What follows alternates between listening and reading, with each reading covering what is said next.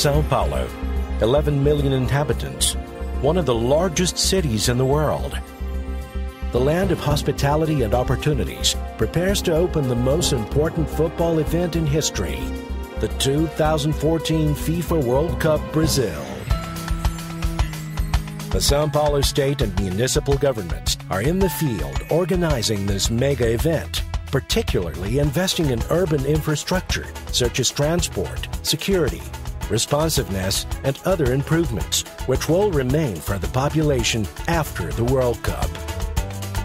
And since the major investments have already been decided, it's time to proceed to the operating plans for the event and show São Paulo playing brilliantly off the field.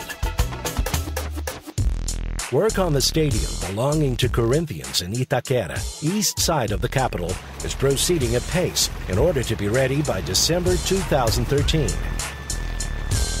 6 World Cup matches will be played in this stadium, including the opening and one of the semi-finals.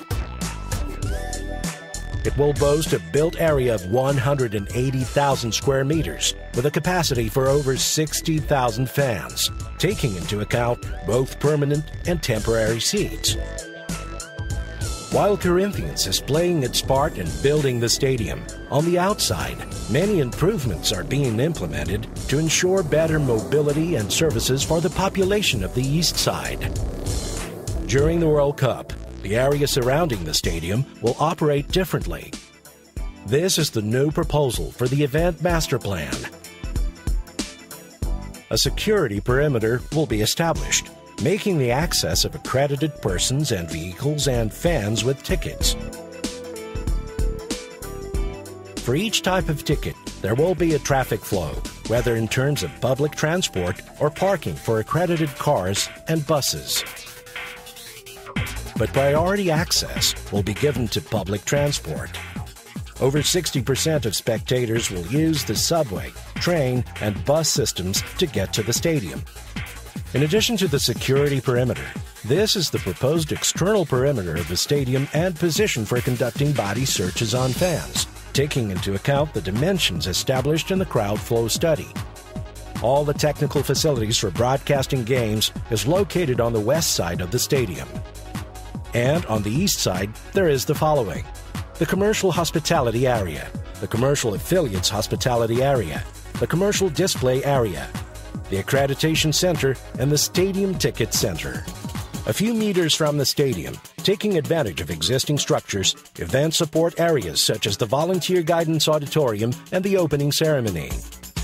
Parking is strategically located to facilitate access for the different types of visitors: VIP, VVIP and staff, commercial hospitality, commercial affiliate hospitality, skyboxes press and fans with accredited vehicles but without access to hospitality areas.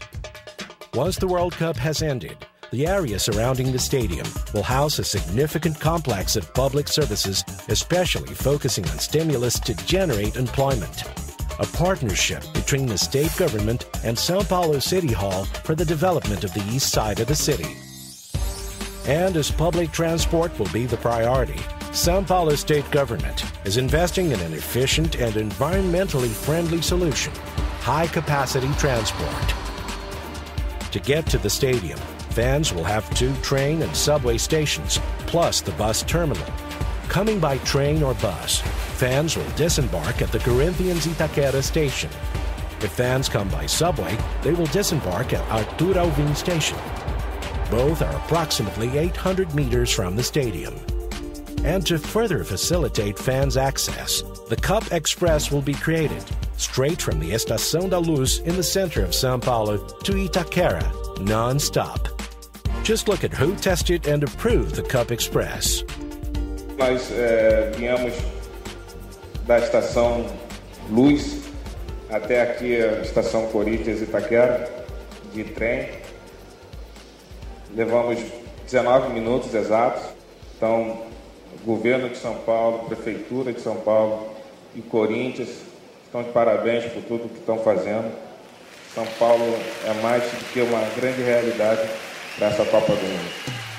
Investments made by the state of São Paulo in urban mobility are significant.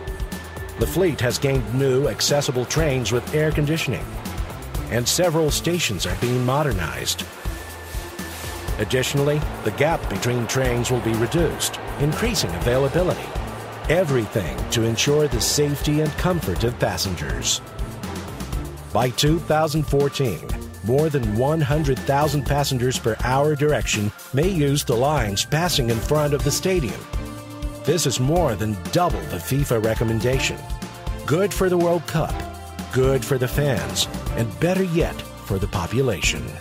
In development, the World Cup Transportation Plan will take into account all access options: bike lanes, special bike racks, parking near subway and train stations, taxis, the road system, signaling, eco-fleet, special municipal and intercity bus routes.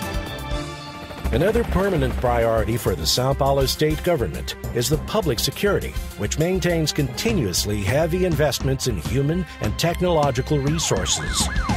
For the World Cup, the work will be more integrated than ever. All police forces, municipal, state, and federal, will work together, focusing intelligence to ensure the security of the population and visitors. New Incident Command and Control Center, more streamlined, integrated, and modern. In health, investments continue in specific training for specialized work. The action plan for the event includes emergency care and also preventive action, such as health surveillance. This is the São Paulo state government working to consolidate São Paulo as one of the main destinations of international events, seeking excellence in the provision of services to tourists and ensuring projects and actions that leave a real legacy for the people. After all, São Paulo wants to show the world that it's preparing for the World Cup and for the future.